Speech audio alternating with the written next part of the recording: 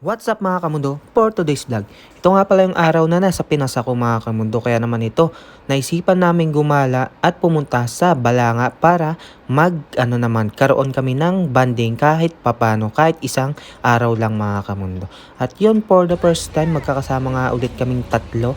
Yun, gagala nga kami sa SM Balanga City. So yun, from Maribeles nga, sasakay ulit tayo ng bus papunta ng Balanga. So yun, mga isang oras at kalahati nga ang biyahe natin papunta ng Balanga. Ganon din kalayo talaga yon mula sa aming lugar. At syempre ayun, as usual, tulog na naman sa biyahe ang aming anak na si Chris Evan mga kamundo. At yan, kasama nga rin natin si Kumaring Edlin. Yan napakaganda naman ng asawa ko na yan. Dahil ngayon nga lang ako nakauwi, kaya naman sinulit ko na tong pagkakataon na to para naman makasama sila at makabanding.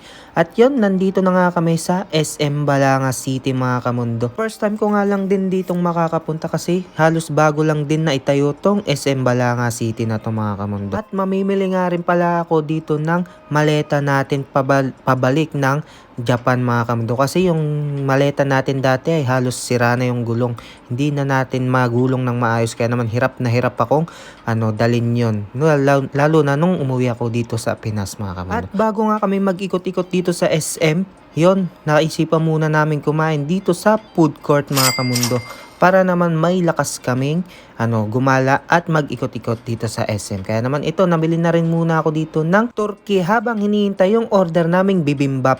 Yon mga kamundo, napakasarap nga ng turkey na to. Kaya naman pag napunta kayo ng SM, itry nyo na rin to. At dumating na nga yung order naming bibimbap. Grabe, napakasarap ka mo nito mga kamundo. Kaya naman ito, itadakimasu. Yon, first bite. Thank you Lord mga kamundo.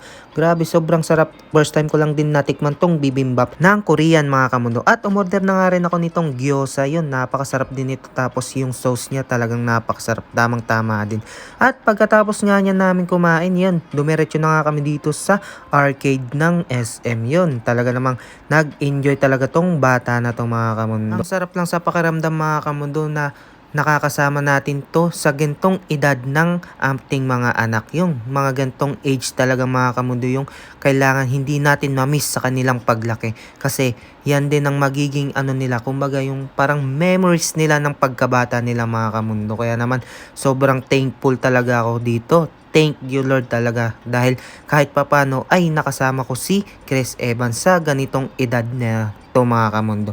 Alam nyo ba mga kamundo, nung nasa Japan pa ako, halos talaga yun lagi ang iniisip ko na lumalaki yung anak ko na hindi ko man lang nakakasama, hindi ko man lang nakakalaro, hindi ko man lang nakakabanding, hindi ko man lang napapa-experience sa kanila yung mga ganitong bagay mga kamundo. Kaya naman talagang sobrang thankful ko dyan kahit papano kasi sa isang araw mga kamundo yun, na-appreciate ko talaga yung pagkabata ng aking anak na si Chris Evan. Kaya naman kayo mga kamundo, kung may mga anak kayo na mga gintong edad, wag na wag nyong papalampasin kasi pag darating talaga ang araw na kailangan nating mangibang bansa or mangibang bayan para sa ating trabaho at hindi natin siya makakasama sa kanyang paglaki. Kaya naman sa mga kapwa OFW ko dyan na mas piniling mangibang bansa para sa future ng ating mga anak, isang malaking saludo sa inyo mga boss, mga bossing, mga madam.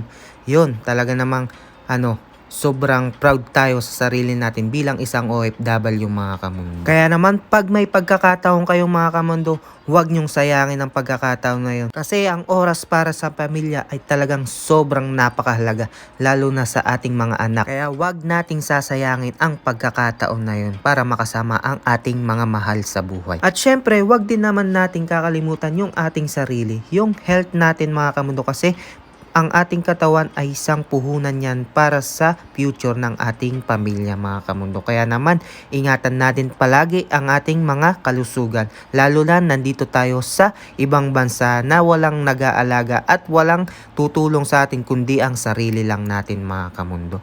At yan, pagkatapos nga niyang mahaba kong kwento, talaga namang ito, ginutom na talaga kami. Yun, talaga naman na Chares. Yun, kumain nga pala kami sa Tokyo, diba? Galing ako ng Japan, pero kumain kami dito sa Tokyo, mga kamundo. Yun, mga kamundo, kung umabot ka nga pala sa video ko na to, huwag mo naman kalimutang mag-like, share, and follow sa ating mga video para naman mas ganahan pa tayong mag-upload ng ating mga videos. At yun, Lagi tayong mag-iingat palagi at wag nating kalimutang magpasalamat lagi sa Panginoon. Yun lang mga kamdo, maraming salamat sa inyong panonood. Hay! Tiyane! Shesh!